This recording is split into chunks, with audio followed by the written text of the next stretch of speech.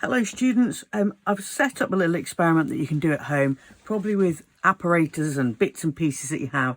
I certainly don't want you to go out and buy anything, and don't worry if you can't do this experiment. I just thought it's an opportunity to show you an investigation that you can do with simple things you might have at home. So we're going to try to investigate reflection, and these are the bits and pieces you're going to need. You're going to need a mirrored surface. Well, I didn't have a mirror that I could use for this experiment, so I've got some foil from the kitchen and I've wrapped it around the box. You will need a pencil. We're going to do some drawing. You'll need your ruler, your protractor, and a torch as well. Now, what I've done with the torch is to just cut a bit of cardboard with a slit in it here, because I want to be able to focus a beam of light onto the mirrored surface. So to set the experiment up, you need to be working on a white piece of paper, and the first thing I've done is to use my ruler to just draw in a straight line, and that's where we're going to position our mirror in just a moment. But before I do that, I need to draw a line at 90 degrees or right angles away from that. So I'm going to put my protractor onto that back line and right across the crosshairs there, making sure that it's along 0. Now my protractor has a little hole in it, so I'm going to just put a point there so I can see where I'm starting my line, and then I'm going to draw a line at right angles, so I'm putting a little point at 90 degrees.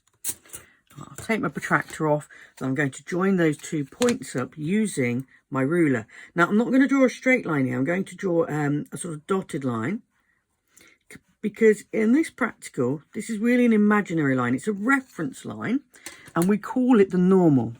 It's where we're going to measure various points from. Okay, so now I've got that set up, I'm going to place my mirror, such as it is, on there. Okay, and I'm going to take my torch, I've already got switched on, and we're going to place it so that the beam of light hits right here, where the normal hits the line there. Now, you can see that my torch here is not making a brilliant beam of light, but it's going to be good enough. I'm going to make a mark where the line, where the beam of light is coming out from the torch, and I'm going to try and see where it's reflected. Now, I can see that my mirror isn't as flat as I'd like it to be, because it's not a mirror. So it's got to be as flat as you can possibly make it. And I've got to decide which is the main ray of light coming away, and I think it's this one here. So I'm going to make a little mark on the paper where that ray of light is coming away. You're going to have to use your judgment there, I think, ladies and gentlemen. Again, if you've got a proper mirror, that would be better. So I'm going to take my torch away. I'm going to take the mirror away so I can get my ruler in there, get my ruler in there, and we can join some of these lines up. So from where the normal crosses the mirror to the ray of light that came out, and another line showing the ray of light going into the mirror. The next thing I'm going to do is to draw some arrows on each line to show the direction the light was travelling. Remember, light only travels in straight lines. That's why we use our ruler. We don't want any wonky lines.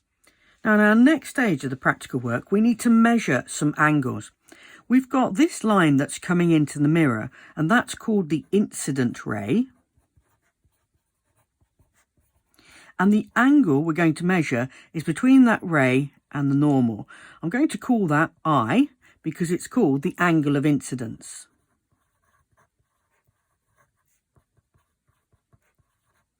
We're going to measure a second angle as well, which is the angle of the ray of light coming out from the mirror, which I'm going to call R, because it's the angle of reflection.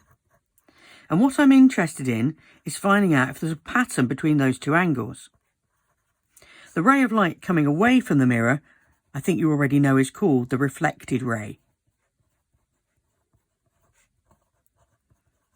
So back to our math skills now.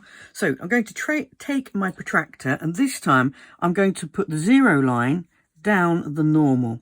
So I'm making sure that I've got a straight line running all the way down to 0, and then I'm reading round the protractor, and I want to find out how many degrees this is here. So reading that off, that's 41, 42, 43 degrees. I'm going to put that there so I don't forget. So my angle of incidence for this instant ray is 43 degrees. Now, if you're following along the experiment, I'd like you to pause the video right now, go and do some measuring and not only find out what the angle of incidence is, but also find out what the angle of reflection is. Go on, off you go.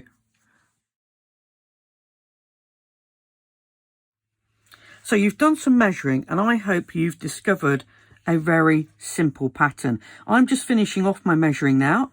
I'm measuring my angle of reflection, making sure that my protractor's on 0. And I find out that it's 43 degrees.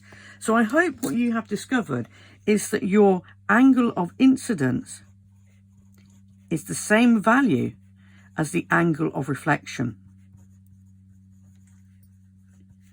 Now, in order to make our experiment reliable, it's not good enough for me to just base that on one measurement. So I'd like you to go and check that that is true, perhaps for 3, 4 or 5 measurements.